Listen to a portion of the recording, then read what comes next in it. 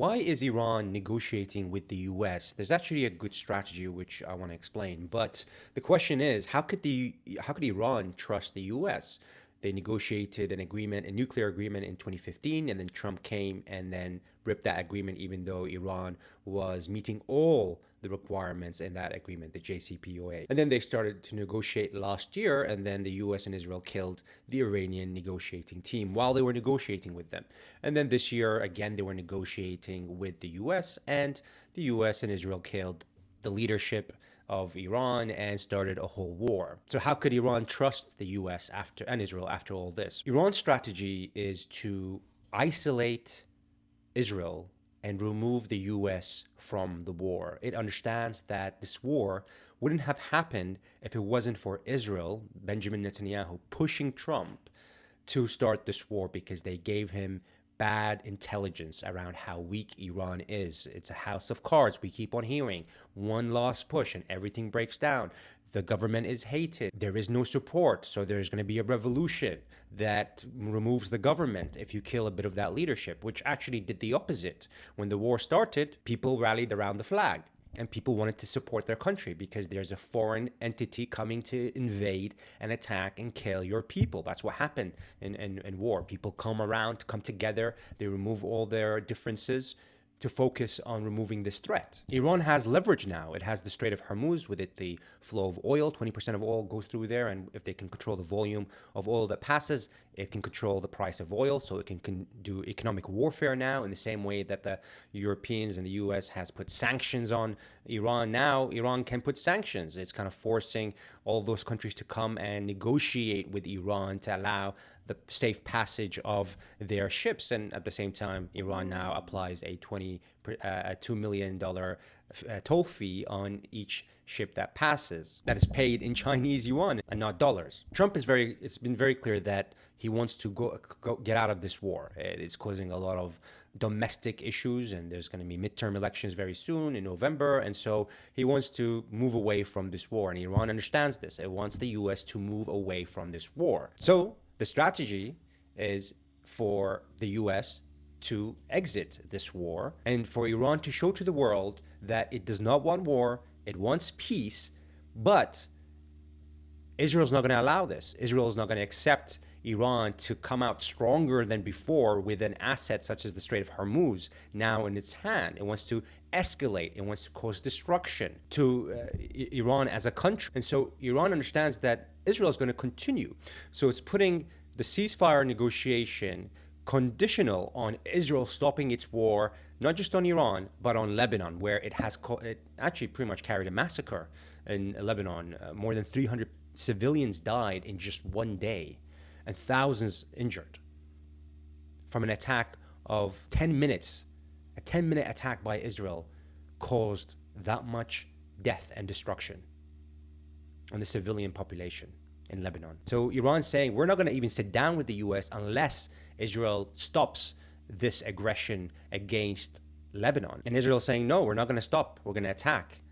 And so it's showing to the world that the aggression, the economic pain that the world is facing, this war, is continuing because of Israel. It wants to isolate Israel because it knows the war is between really Iran and Israel is just using the US to conduct its strategy. And you can see now a lot of leaders, European leaders, telling Israel, stop. You need to stop this aggression in Lebanon. And so it's linking the economic pain of oil being this high to Israel's actions. That's a very smart strategy. Of course, Iran doesn't trust the US. It understands, it knows that the US is moving assets. And at the same time, Iran is also moving its assets in preparation for the second phase of this war. And people are saying, I mean, why are we giving this ceasefire? Everyone knows that the US is just going to move its assets and prepare for this second round. Iran's doing the same thing. And in fact, you can see some cargoes moving from China to Iran. So it looks like Iran is positioning or buying these defense weapons against fire jets to aircrafts to defend its country in a better way. And it's showing to the world also again and again that the US is lying, because what happened is that Trump gave that ultimatum of we're going to destroy a civilization. And at the last minute, Trump agreed to the 10-point plan that Iran provided. Iran basically said, this is our 10-point plan. And Trump said that he's going to base the negotiation on that 10-point plan, which included removing of sanctions on Iran, a ceasefire that encompasses not just Iran, but all the other countries such as Iraq, Lebanon, and Yemen, allowing enrichment. And so that is the basis of that agreement that Iran is entering into, even though it knows that the US is not serious about this. It's kind of showing to the world, look, we don't want to do this. We want to negotiate, but it's the US that is being unreasonable and that is lying, constantly lying. How many times have they lied? And the whole Lebanon thing just shows how much they're lying, because they're saying they agreed to it. And in fact, the Pakistani prime minister came out and said they are agreeing to the Lebanon. I'll just show you the tweet. This is Shehbaz Sharif, which is the prime minister of Pakistan, when he announced the ceasefire. This is what he said: with the greatest humility, I'm pleased to announce that the Islamic Republic of Iran and the United States of America, along with their allies, i.e. Israel, have agreed to an immediate ceasefire everywhere, including Lebanon and elsewhere, effective immediately. And then, this is the statement by Mohammed Baqir Ghalibaf, who is the Speaker of the Parliament in Iran.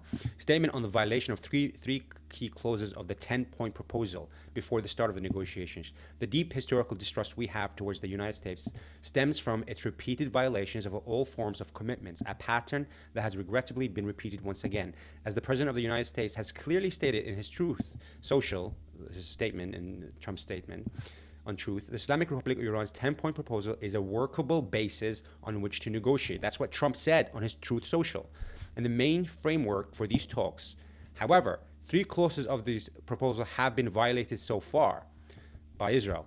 Number one, non-compliance with the first clause of the 10-point proposal regarding the ceasefire in Lebanon, a commitment that Prime Minister Shehbaz Sharif of Pakistan has explicitly referred to and declared as an immediate ceasefire everywhere, including Lebanon and other regions, effective immediately. We just showed you that.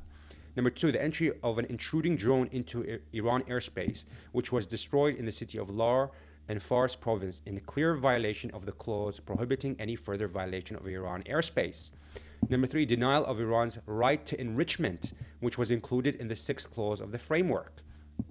Now, the very workable basis on which to negotiate has been openly and clearly violated even before the negotiation begins.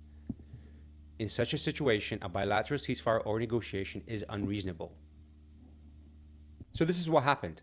Iran gave that 10-point proposal. Trump, wanting an off-ramp because the war is not going well at all for him, said, yes, it's a workable thing, let's work on that. And then suddenly Trump is backtracking on pretty much everything. Iran's entering this negotiation with the understanding that there is enrichment, there's a ceasefire, including Lebanon, confirmed by the Prime Minister of Pakistan, who was the in-between between the US and Iran. But it seems like then Trump went to Benjamin Netanyahu, who wasn't included in this negotiation, and told him, you need to stop. And then Benjamin Netanyahu said to him, no, we're not stopping. This doesn't involve us. We're not going to abide by this. And so Trump got told by Benjamin Netanyahu to backtrack on the Lebanon, especially the Lebanon thing. And it seems like he did backtrack. And suddenly they're like, oh, no, we didn't know about this. We didn't think that Iran was serious about the 10-point proposal. We just threw it in the bin. So the lying has begun before even the negotiation has started. And so Iran's, today's Friday. They're supposed to negotiate tomorrow in Islamabad in Pakistan. Iran's not even sending their delegates. They're saying we're not going to send anyone until the ceasefire applies to Lebanon. And they haven't even opened the Strait of Hormuz yet. That was part of the agreement with Iran, that there'll be a ceasefire and we'll open the Strait of Hormuz. And they haven't even opened the Strait of Hormuz. And now Trump is saying that, they're applying a toll fee.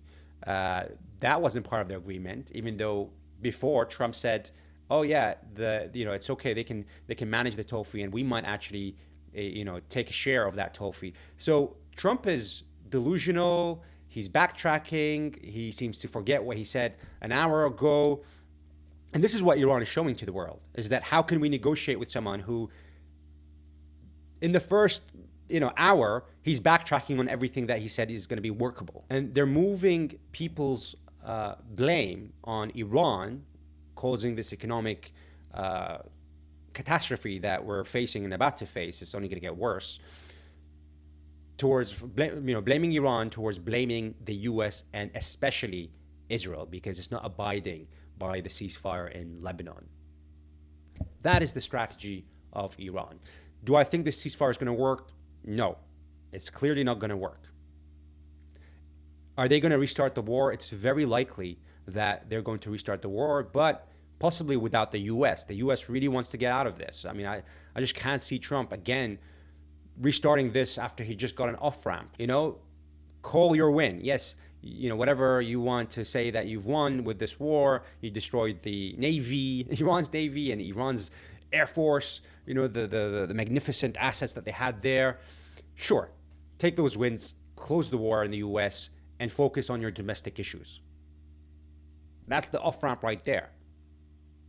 We're going to find out whether he's going to take that off-ramp or he's controlled by Benjamin Netanyahu, who's going to push him back into this war. That's what Iran is trying to do. We'd love to know your thoughts about whether you think this ceasefire is a good idea or not, and where you see things are going. But if you did like this video, do hit the like and subscribe. And have a good day.